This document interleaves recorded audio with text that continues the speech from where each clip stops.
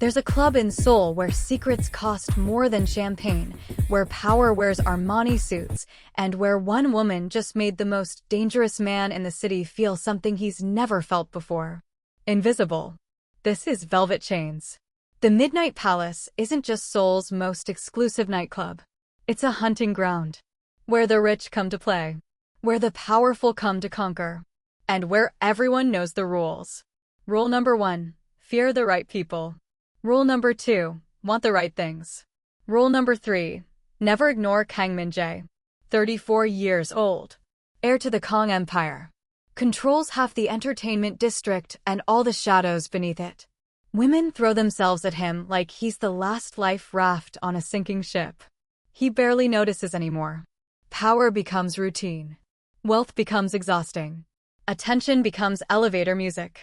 And then she took the stage. Alexis Monroe, 29, American.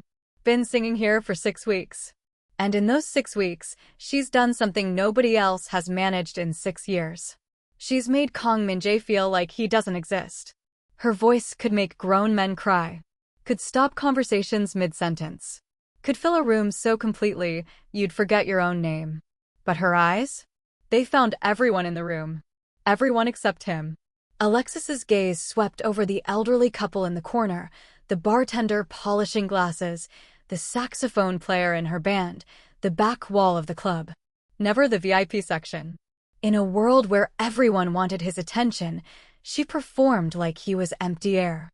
After closing, Min-jae did something he hadn't done in years. He went looking for an answer.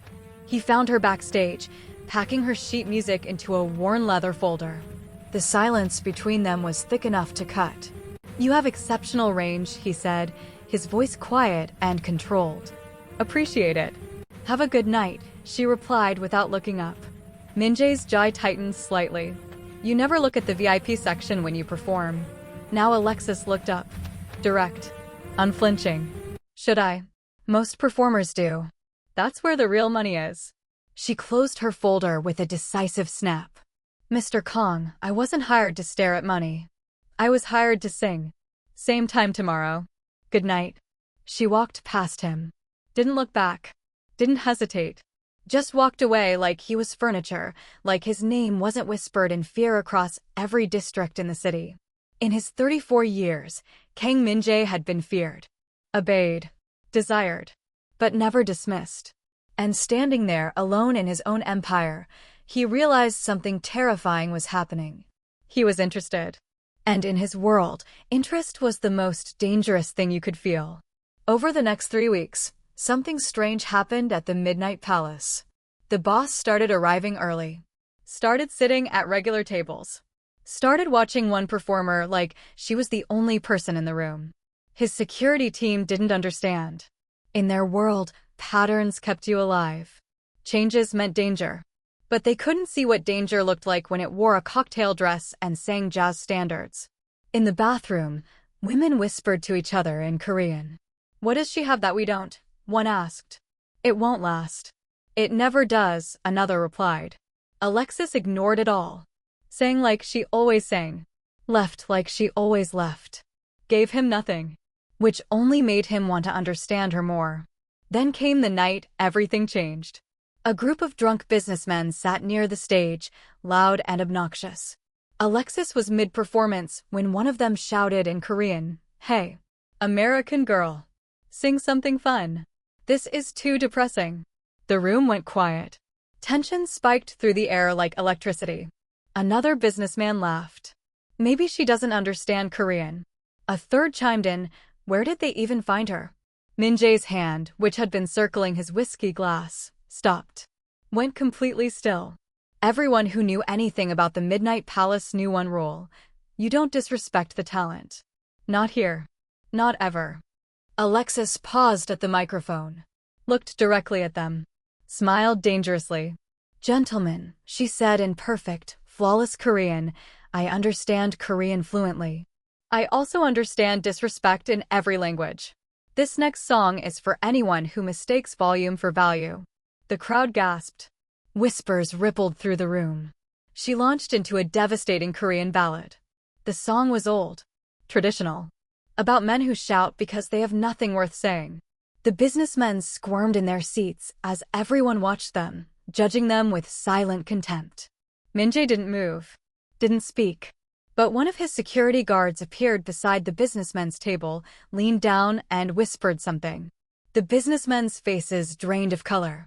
They stood, stumbled over apologies, and fled before the song ended. Nobody knew what was whispered, but everyone knew the message. Some lessons don't require witnesses. Later that night, Alexis approached Min-jae's table. Your man said something to those customers. What was it? That this establishment has standards and consequences, Min-jae replied, looking at her directly. I didn't need protection. I handled it. I know. But some lessons need to be taught twice. Once for the mind, once for the memory. There was a pause, heavy with unspoken meaning. Why do you care what happens to your entertainment? Alexis asked. You're not entertainment, Miss Monroe. You're art. And I don't let anyone deface art in my house.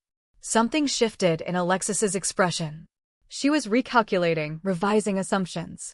She nodded once, then walked away without saying thank you. But the next night, when she took the stage, she looked at him. Just once. Just for a moment. Their eyes met across the crowded room. Neither smiled. But something passed between them. Recognition, maybe. Or the beginning of something far more dangerous. 3 weeks later, Min-jae's club manager entered his office with a request. Miss Monroe requested Sundays off. Permanently. Approved, Min-jae said immediately. Then added, where does she go? The manager hesitated. A small bar in Hongdae. Open mic. No payment. She just sings. Min-jae's face revealed nothing, but inside, he was processing.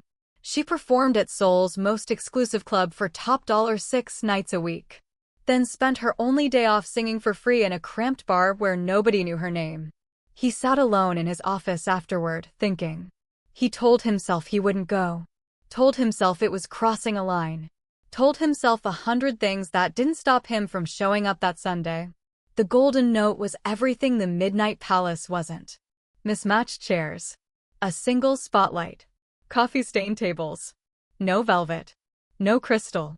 No pretense. Just people who came because they loved music. Not power. Not status.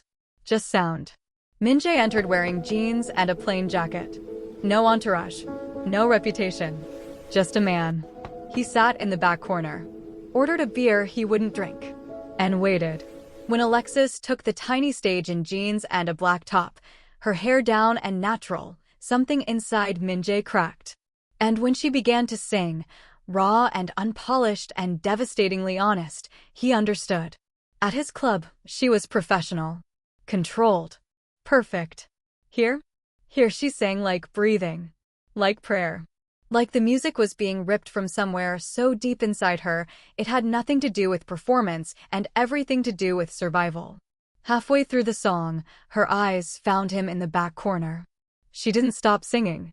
Surprise flickered across her face, but she kept going. And her voice got deeper. More real. She saw him. And instead of stopping, she sang like she was answering a question he hadn't asked yet. After her set, Alexis walked outside into the narrow alley behind the bar. The cold Seoul night wrapped around them both as Min-jae followed her out. Following me now, Mr. Kang? She asked, leaning against the brick wall, arms wrapped around herself. I needed to understand why you sing at my club like it's work, but here you sing like it's breathing. Because here, I'm not performing for anyone. I'm just being. And at my club? At your club, everything costs something. Everyone wants something. Including you. What do you think I want? I don't know yet. That's what worries me. She started to walk away, but Min-jae spoke again. When you sing, I remember that real things still exist. She stopped. Turned back. What? In my world, everything is theater. Loyalty is purchased. Love is leverage. People smile while planning your funeral. But when you sing, there's nothing fake about it. Nothing calculated. You remind me that authenticity is still possible. Even if I've forgotten how to access it myself. There was a long pause. Their breath was visible in the cold air. Alexis studied him. really looked at him, as if seeing past the reputation and the carefully constructed armor to the man underneath. You know what's dangerous about wanting something real? What? You can't buy it. Can't threaten it into existence. Can't control it. I know. Do you? The challenge hung between them. Min-jae met her eyes directly. I know that everything I touch becomes part of my empire. I know my empire destroys authentic things. I know that wanting something real while being who I am is the definition of futile. But 1 hour of real is worth more than everything else I own. The silence stretched. So long it hurt. So long Min-jae thought she might simply walk away and leave him standing in the alley with his confession cooling in the night air. Finally, Alexis spoke. I'm here every Sunday. Back corner table's usually empty. If you want it. Then she went back inside. Min-jae stood alone in the alley, breathing cold air that suddenly felt easier in his lungs. Something shifted that night. Not broken. Not fixed. Just opened. It became routine. Sundays in Hongdae. The rest of the week at the Midnight Palace. 2 versions of the same woman. 2 versions of the same man. On Sundays, Min-jae sat in the back corner while Alexis sang raw and real. During the week, they maintained professional distance with small acknowledgments. Min-jae stopped bringing anyone to his table. He sat alone, watching only her. And the women who used to compete for his attention realized something terrifying. The game had already ended. And they'd lost to someone who wasn't even playing. Mina Park noticed first. She was 32, a politician's daughter with the right connections, the right pedigree, the right ambition. She'd been positioning herself as the future Mrs. Kang for 2 years. And she watched Min-jae watch Alexis with eyes that missed nothing. She made a decision. One night after a performance, Mina cornered Alexis in the dressing room. Enjoying your moment in the spotlight, she asked with a cold smile. Alexis was removing her stage makeup. Just doing my job. You're here because he lets you be here. Don't mistake tolerance for interest. Alexis met her eyes in the mirror. Haven't mistaken anything. Maybe you have. Mina stepped closer. Her heels clicked against the tile floor. Women like you come and go. We've seen dozens. The smart ones learn their place before it's too late. Alexis turned on her stool and stood, meeting Mina's height even without heels. Then why are you in here warning me instead of out there winning him? It was a direct hit. Mina's carefully applied composure cracked just enough to show the rage underneath. You don't know what you're playing with. His world eats women like you alive. And women like you? Alexis asked calmly. What does it do to them? The question landed like a slap. Mina had no answer. She simply turned and left, her heels clicking fury against the tile. After that encounter, things changed. The whispers grew louder. The treatment colder. Sound equipment failed during Alexis's sets. Customers made loud drink orders mid-song. Her dressing room was double-booked. Staff treated her differently, some fearful, some resentful. Small cruelties bloomed like mold in dark corners. Alexis never complained. She just performed at an even higher level. Her professionalism became armor. Impenetrable. Cold. Min-jae saw everything. Of course he did. But he said nothing. Did nothing. Because he knew she would hate being rescued. Would see it as proof she couldn't survive his world on her own terms. But it cost him. Watching her hurt by proximity to him. Knowing his interest had painted a target on her back. One night after closing, Min-jae found Alexis on the rooftop terrace where staff sometimes took breaks. Seoul spread below them, a galaxy of lights against velvet darkness. She stood at the railing, holding an unlit cigarette, watching the ember consume the paper. You don't smoke, Min-jae said as he approached. No. But sometimes I need to hold destruction in my hands. To remember what it looks like. The words carried weight beyond their surface, heavy with meanings he could only partially grasp. What did Mina say to you? He asked. Alexis glanced at him, surprise flickering across her features. You saw that. I see everything that happens in my house. She turned back to the city, dropped the cigarette and crushed it beneath her heel. Nothing I haven't heard before. Women have been telling me to know my place since I could understand the words. The bitterness in her voice cut through the night air, raw and real. Your place is wherever you decide it should be, Min-jae said. Alexis turned to him. Really looked at him. Is that what you believe? Or what you think I want to hear? Does it matter? Yes. Truth matters. Especially in a world built on lies. Min-jae considered this for a long moment, weighing her moral certainty against the compromise of his existence. Then yes, I believe it. That's why you're here. You don't let others define your boundaries. Unlike everyone else in my world. Why do you keep coming? The questions tumbled out of Alexis like a dam had broken. To the club. To Hongdae. What are you looking for? Min-jae turned to face the city. He found it easier to speak truth to darkness than to those penetrating eyes. I don't know. And that's what fascinates me. In my life, everything is calculated. Measured. Known. Risks assessed. Outcomes predicted. But you? You're an equation I can't solve. A variable I can't control. That makes you the most interesting person in my world.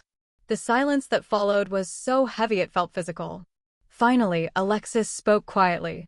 That's a dangerous thing to be. The most interesting person. Yes, it is. She nodded, absorbing the truth of his words. Good night, Min-jae. She walked away, leaving him standing at the railing, watching the city that belonged to him but somehow failed to fill the hollow space expanding in his chest. Something shifted between them that night. Not broken. Not connected. But irrevocably changed. In Seoul's underground, there are 3 rules. Fear the right people.